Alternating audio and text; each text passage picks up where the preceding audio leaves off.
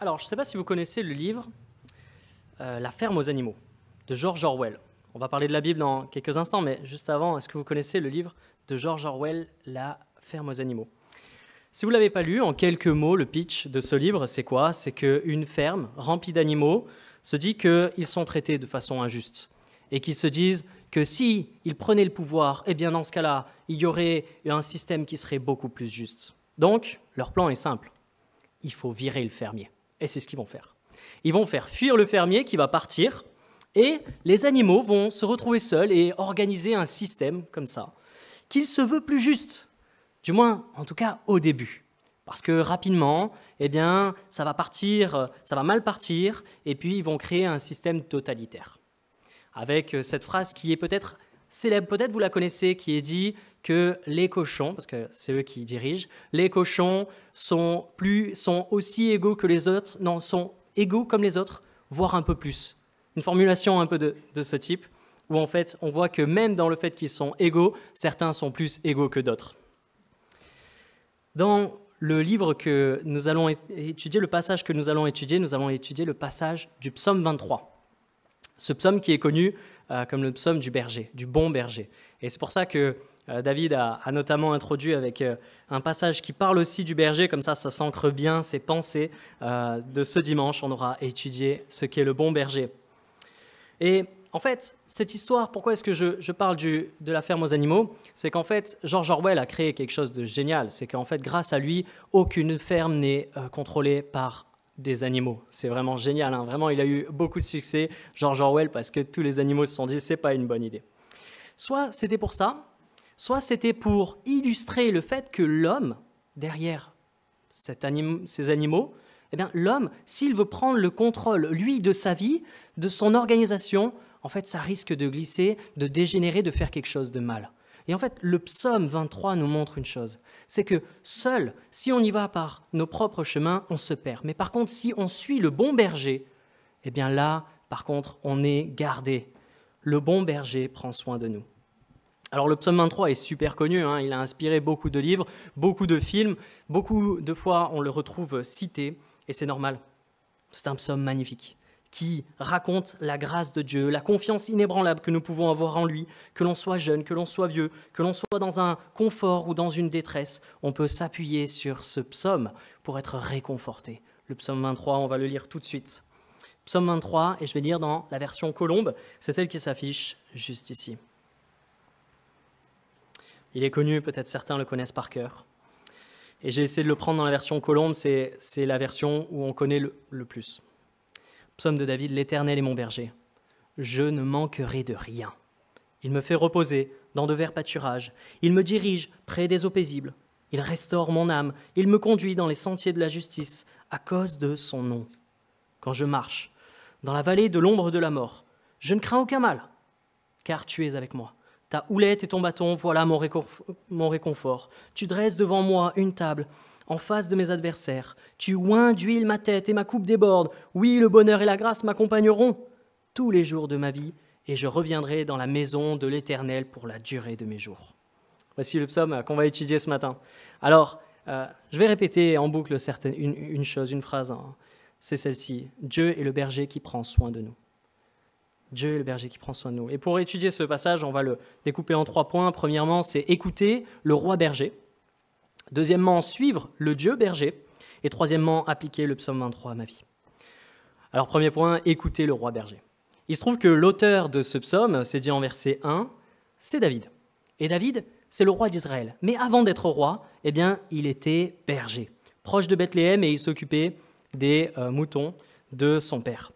On peut écouter David sur le rôle du berger parce qu'il a une approche terrain du métier. Il sait ce que c'est concrètement, les difficultés, les joies, les peines que d'élever un troupeau de moutons. Et on peut lire que, en fait, David est un bon berger. On peut le voir dans sa vie. Notamment, on peut le voir quand il va être face au géant Goliath. Je ne sais pas si vous vous souvenez de ce passage, mais quand il va se retrouver face à ce géant de 3 mètres, eh bien, à ce moment-là, David va se porter volontaire. Et voici ce qu'il va dire en 1 Samuel 17, verset 33. Il va citer son passage en tant que berger. Je vais le lire. 1 Samuel 17, verset 33. Mais Saül lui répondit, « Tu ne peux pas lutter contre ce Philistin, tu n'es qu'un gamin, alors que lui, c'est un homme de guerre depuis sa jeunesse. » David répondit à Saül, « Quand ton serviteur gardait les moutons de son père, et qu'un lion ou même un ours survenait pour emporter une bête du troupeau, je courais après lui, je l'attaquais, et j'arrachais la bête de sa gueule. Et si le fauve se dressait contre moi, je le prenais par son poil, et je le frappais jusqu'à ce qu'il soit mort. Puisque ton serviteur a tué des lions, et même des ours, il abattra bien cet incirconcis de Philistin, comme l'un d'eux, car il a insulté les bataillons du Dieu vivant. » Puis David ajouta, « L'Éternel qui m'a délivré de la griffe du lion et de l'ours me délivrera aussi de ce Philistin. » Finalement, Saül dit à David, « Vas-y donc et que l'Éternel soit avec toi. » Résultat du combat, David le berger, vainqueur, Goliath, le chef d'armée, tué. On voit le courage de David, et c'est un courage qu'il a déjà dû exercer en tant que berger. En fait, je ne sais pas si vous avez remarqué, mais dès qu'on donne les mensurations de Goliath, environ 2,90 m, un bouclier qui fait à peu près 60 kg, une lance qui fait 7 kg, David dit, « Mais moi, j'ai déjà affronté quelque chose de similaire. J'ai déjà affronté un ours brun. Dans cette région, c'est 2,80 m. On est proche de Goliath. Une peau épaisse, des griffes acérées, des crocs. Mais je l'ai déjà battu. Dieu m'a donné victoire. Un lion, mais je me suis déjà battu contre un lion. Un lion, selon comment on le mesure, ça peut mesurer 2,50 m. C'est vif, c'est lourd en même temps. C'est un Goliath. C'est un animal sauvage. Si Dieu a donné la victoire à David sur ces animaux sauvages, il donnera aussi la victoire sur ce Philistin. Voici la confiance qu'il avait, le courage qu'il avait, et en fait ça montre que David était un bon berger. Il était berger, mais il était aussi roi d'Israël, comme je l'ai dit. Alors on ne sait pas précisément quand il a écrit ce psaume, mais ce psaume ne reflète pas forcément la vie de David, parce qu'on ne peut pas dire que la vie de David a été paisible. Non, humainement, il a eu une vie très tumultueuse. David a, dans un premier temps, été pourchassé par le roi Saül qui ne voulait pas que David prenne sa place. Il a tenté de le piéger, il a tenté de tuer David. Ensuite, David a connu de nombreuses batailles, de nombreux ennemis, des attaques sur plusieurs fronts. Il a eu des soucis familiaux. Il a eu notamment son fils Absalom qui a tenté de tuer son père et qui, David a dû fuir devant son fils Absalom. Est-ce que la vie de David était paisible? Non. Pourtant, il a écrit ce psaume. En fait, dans ce psaume, David veut montrer que même dans les tourments de la vie, que même dans les lieux les plus inconfortables, on peut être rassuré par la présence de son maître. On peut avancer malgré l'adversité, en sachant que Dieu rendra justice. Et c'est ce que nous dit le psaume 23. La relation, elle nous donne la relation que nous devons avoir avec Dieu, celle d'un Dieu qui est notre berger et qui prend soin de nous. Pour cela, donc, David utilise l'image d'un berger et de ses moutons. Alors, est-ce que ce n'est pas négatif d'être considéré comme un mouton? C'est vrai, hein. Aujourd'hui, quand tu dis à une personne « Toi, t'es un mouton », ça ne veut pas dire « Oh, toi, tu es pur ». Ça ne veut pas dire, toi, tu es obéissant. Ça ne veut pas dire, tu as une dépendance positive à ton maître. Non. Généralement, quand on dit à une personne que c'est un mouton, c'est pour lui dire qu'en fait, il ne réfléchit pas par lui-même, qu'il est un peu stupide, qui suit comme ça un chemin sans raison. Et malheureusement, on peut le voir, un mouton, ce n'est pas l'animal le plus intelligent. En fait, c'est même l'animal, je suis étonné de ceux qui croient en l'évolution, parce que le mouton n'a vraiment pas sa place dans notre monde. Il ne peut pas se défendre, il n'est pas particulièrement intelligent. Je donne un bref constat de la vie d'un mouton. C'est par un berger qui me l'a dit. Désolé, c'est pas toi, Francis, mais c'est un autre berger. Je l'ai lu ailleurs. Un mouton ou une brebis a constamment besoin d'aide pour survivre. C'est un animal qui a une autonomie catastrophique. Elle peut se perdre facilement. Pour une bouchée d'herbe, elle peut tomber dans un ravin. On l'a vu tout à l'heure. Elle peut tomber dans l'eau et se noyer. Elle peut se coincer dans un buisson, rester coincée et puis mourir. Elle peut s'obstiner à sortir de l'enclos et en prenant des risques inconsidérés et ainsi mourir. Si elle ne fait pas attention, quand elle se couche, elle peut se retourner sur ses pattes. Elle reste les 4 pattes en l'air, les 4 sabots en l'air, et elle en meurt. Elle ne peut pas se retourner toute seule. C'est même pas comme s'il y avait une amie mouton qui, à ce moment-là, se disait, une amie brebis qui se disait à ce moment-là, je vais la pousser un petit peu, elle va se relever. Non! S'il n'y a pas un berger, elle va mourir. Elle est une proie facile pour de nombreux prédateurs. Elle peut tomber malade facilement. Si elle mange de l'herbe, une certaine herbe, elle peut tomber malade. Si elle boit de l'eau polluée, elle peut tomber malade. S'il y a trop d'insectes, elle peut tomber malade. Elle peut tomber malade du froid et mourir. Elle peut mourir du stress. Elle est hyper dépendante. C'est ça le mouton. Mais en fait, quand on décrit un peu le mouton et quand on s'arrête une seconde, on se dit, mais en fait, un mouton, c'est un peu comme un humain. C'est un peu comme un humain, parce qu'en fait, un mouton, ça fait quand même beaucoup d'erreurs. Et moi, je vois ma vie et je me dis, mais c'est vrai que ça m'est déjà arrivé de faire des erreurs. Pour un petit peu d'herbe grasse à côté ou pour une décision qui me semblait bonne, je me suis déjà éloigné. Quoi de plus fragile que la vie humaine? On peut partir d'un jour à l'autre. On est fragile, on est vulnérable.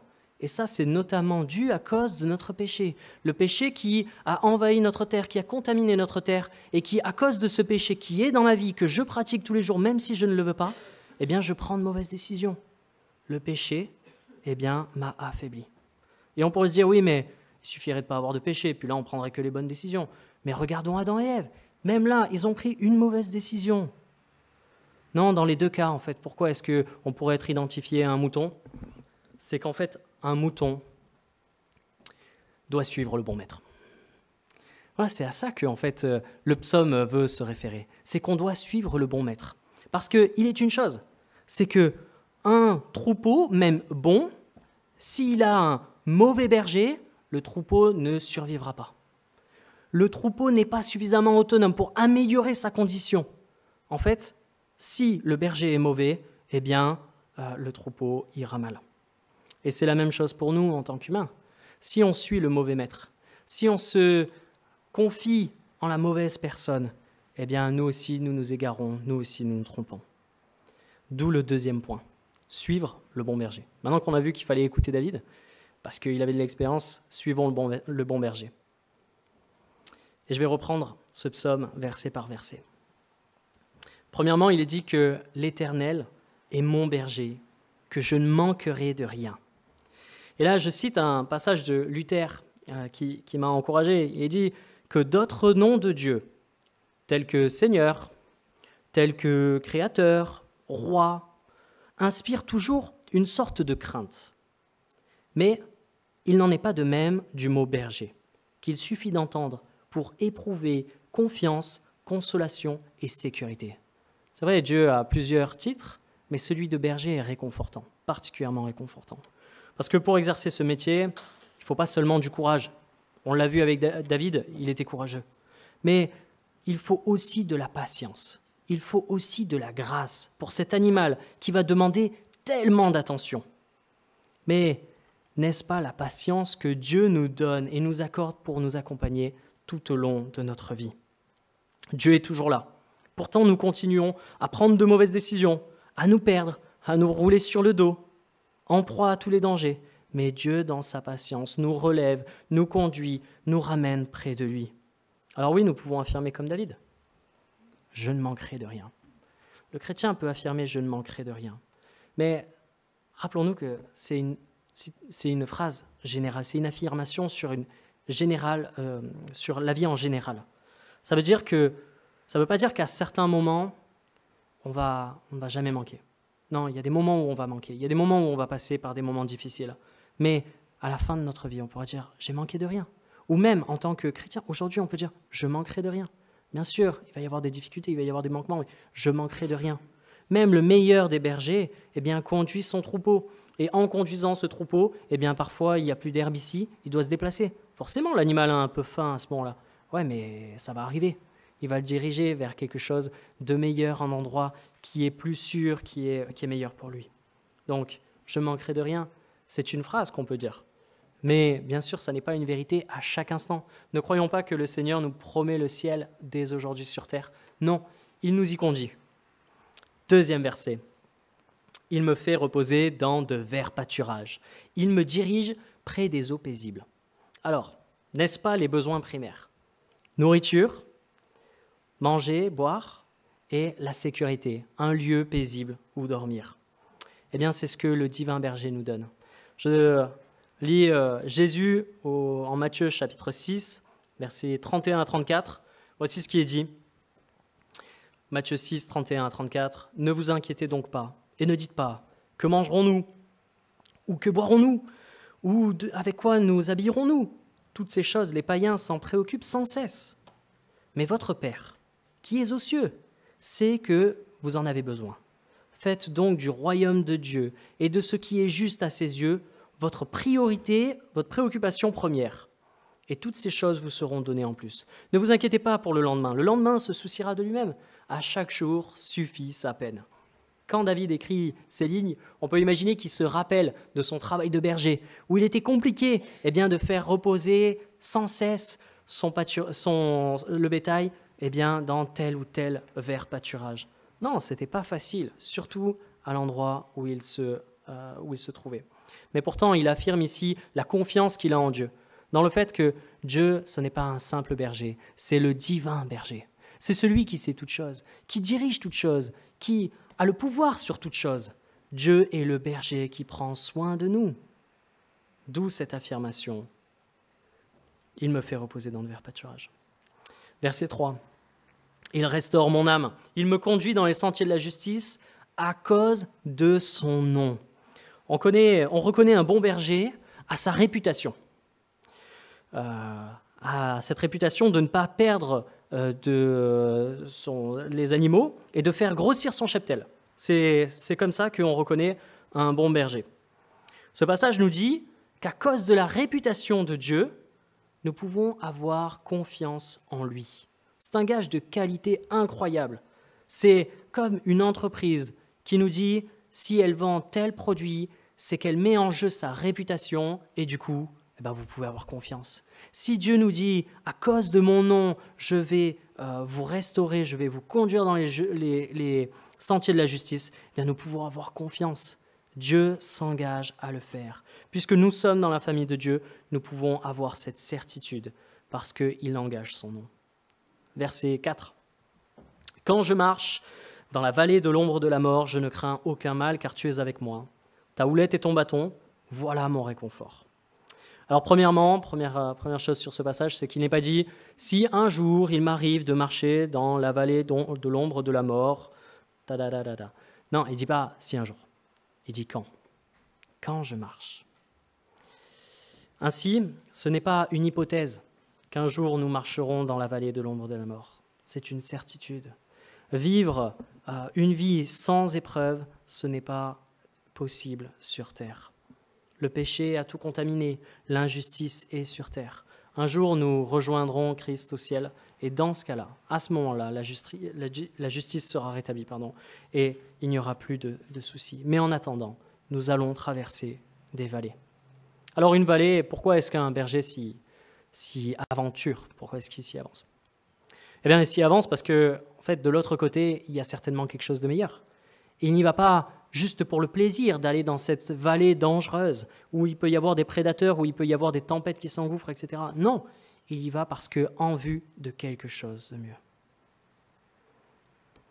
Si tu passes par une épreuve, si tu passes par une difficulté, rappelle-toi que Dieu, lui, est souverain, que Dieu, lui, te fait passer peut-être par ce moment, mais que Dieu t'accompagne. Et c'est en vue de quelque chose de bien meilleur qu'il nous guide. On peut constater une autre chose dans ce verset 4, c'est que juste avant, le psalmiste utilisait le pronom « il ». Il était à la troisième personne du singulier. Vous voyez les précédents versets, « L'Éternel, il est mon berger. Il me fait, il me dirige, il me restaure, il me conduit. » C'est du « il ». Il y a une certaine distance. C'est une action qui me concerne, mais elle est un peu éloignée. Alors qu'à partir du verset 4, il utilise la deuxième personne du singulier, comme pour souligner sa proximité avec Dieu dans ce temps d'épreuve. « Car tu es avec moi, ta houlette, ton bâton, tu dresses, tu oins. » C'est cette proximité que l'on ressent quand on passe par un moment dur de la vie, quand on est dépendant de ce Dieu miraculeux que lui seul peut nous faire sortir. sortir. Gardons cette conviction que le berger peut nous faire sortir de toutes les situations. Et pour ça, eh bien, le berger rassure par 2 outils qu'il a, le bâton et la houlette. Le bâton, c'est quoi? C'est un bâton généralement qui est travaillé, des fois ils mettent des clous pour justement assommer des coups aux ennemis, aux adversaires, aux loups, aux ours. C'est pour protéger le cheptel. Et puis ensuite, la houlette, c'est un bâton qui est plutôt fin, sur lequel ils peuvent s'appuyer. Et puis si jamais ils peuvent attraper une brebis, ils peuvent attraper un mouton, conduire, récupérer un agneau grâce à cette houlette, et puis comme ça diriger le troupeau.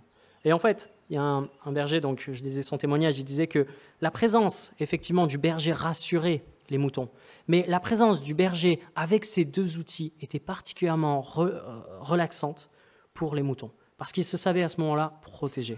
Il se savait à ce moment-là entouré de la meilleure des défenses. Dieu est notre guide. Dieu est notre protecteur. Verset 5.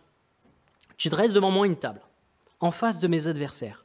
Tu oins d'huile ma tête et ma coupe déborde. Alors, c'est un passage qu'on cite, mais qu'est-ce qu'il veut dire?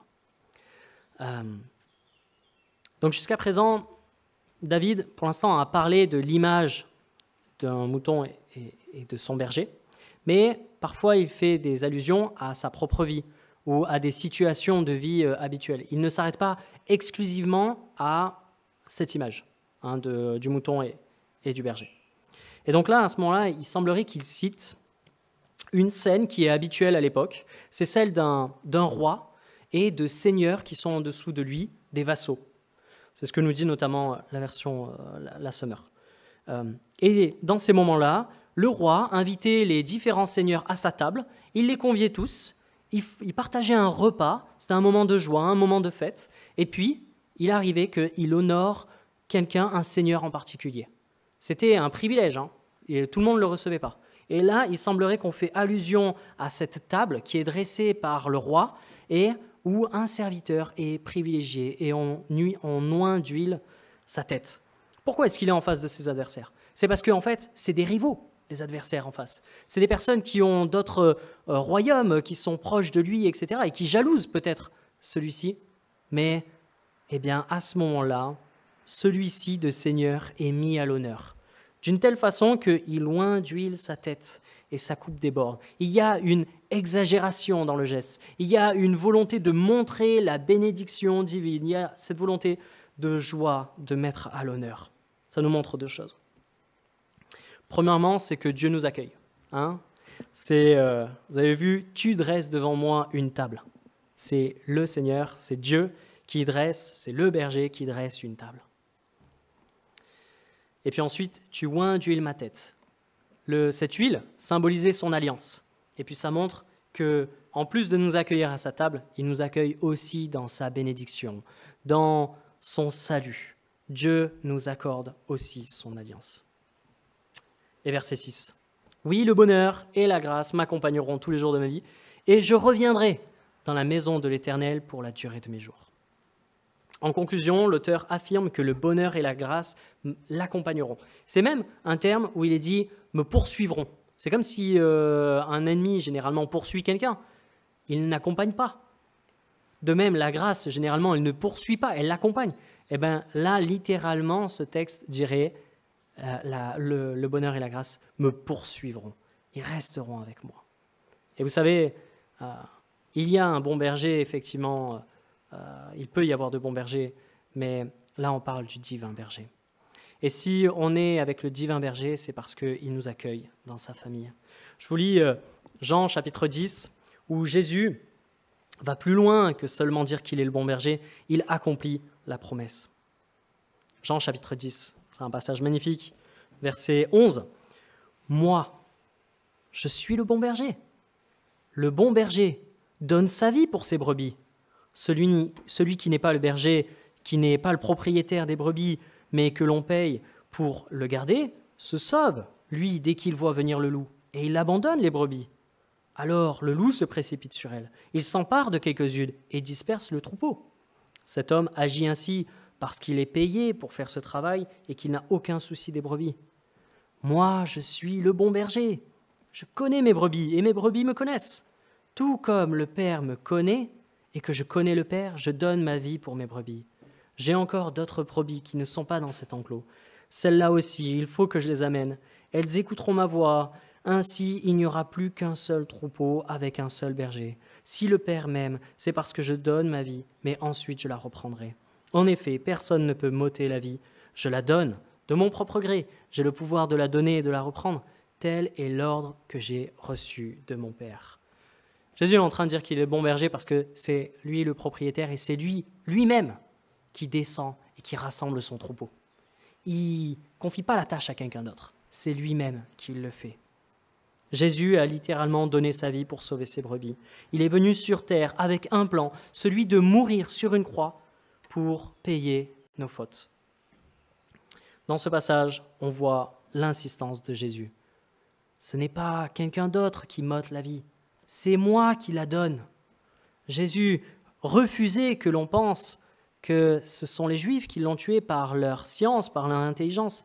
Non, Jésus a dit tout au long de sa vie, « Je vais me sacrifier pour vous. » Et c'est ce qu'il a fait. Il aurait pu tout arrêter, mais il a décidé de continuer, de mourir sur la croix pour toi, pour moi. Alors, troisième point, et ça sera court, appliquer le psaume 23 à ma vie. Premièrement, et ça fait le lien avec ce que je viens de dire, est-ce que je fais partie du troupeau de Christ ? Est-ce que je fais partie de la famille de Christ ? Est-ce que je reconnais personnellement que Jésus est mort pour ma vie, pour ma faute ? Je méritais cette place sur la croix à la place de Jésus. Moi, je la méritais. Pourtant, c'est Dieu qui est monté à ma place. Je méritais la condamnation. Pourtant, il l'a prise sur lui. Deuxième point, restez proche du bon berger. Je vous ai dit tout à l'heure que les moutons, ce n'est pas l'animal le plus intelligent. Ils ont une autre faculté, c'est celle de feindre, de faire semblant que tout va bien. Et ça, je dois cette anecdote à des amis. Mary Briggs, qui est vétérinaire dans un abattoir à Sisteron. Et en fait, quand on lui demande « mais ça va, c'est pas trop dur ton métier ?» parce que quand même être formé pour être vétérinaire et puis finalement voir des animaux qui se font tuer tout au long de la journée, et puis il y en a un paquet par jour. Et elle dit « mais non, pas du tout, moi je suis super content de mon boulot parce que en fait, je suis super utile. » C'est-à-dire qu'il y a des fois des animaux, dès qu'ils sont ouverts, ensuite mon rôle c'est de regarder si tout va bien, et des fois on voit des choses vraiment incroyables. On voit des animaux avec des maladies, on voit des animaux avec des plaies, avec ce genre de choses. Et en fait, on se dit, mais si cet animal, on ne l'avait pas tué aujourd'hui, en fait, il serait mort demain dans la montagne, parce qu'en fait, il était au bord de la mort, quoi. En fait, le mouton, il a cette capacité de feindre la mort, enfin de feindre la maladie, la faiblesse. Pourquoi ? Parce que c'est un animal de proie. Et il sait que s'il est faible, eh ben, il est susceptible d'être mangé en premier.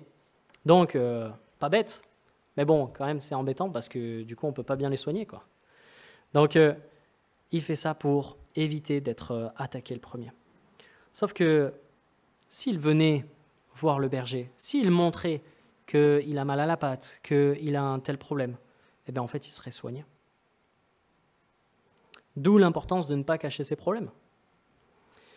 Si on met cette image sur nous, chrétiens, eh bien en fait, parfois, nous aussi, en tant que chrétiens, on veut faire croire que tout va bien. Et on dit, ouais, ça va.